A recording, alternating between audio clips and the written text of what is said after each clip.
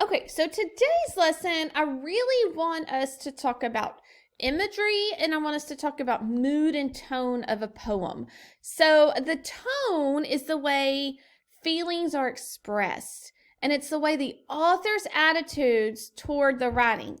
So does the author seem playful? Does he seem serious? Is he funny?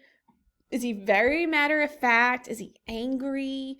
So you're got to think about, how is the author writing this? How does he feel when he's writing this story?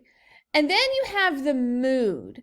And the mood is the feeling that you get as the reader when you read this. Happy mood. It can be, sometimes I like it used romantic. It's like, ooh, so it's kind of frightening. Mood is how to use that poem. Feel scared? Kind of creepy for me.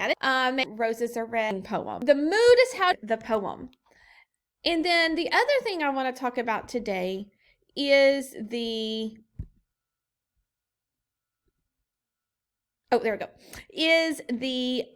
imagery. So when we read poetry, the poet wants us to create an image in our head of what that might look like. So think about yesterday when we read The Yellow Garden Spider, and it says they're putting on a magic show.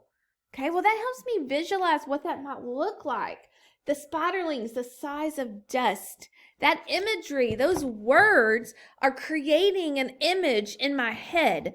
And so sometimes the questions might say things like, the imagery that the author is trying, or the poet is trying to convey is that what? And so imagery has the root word image in it, and an image is a picture. So you can just kind of break that word down to something that you know.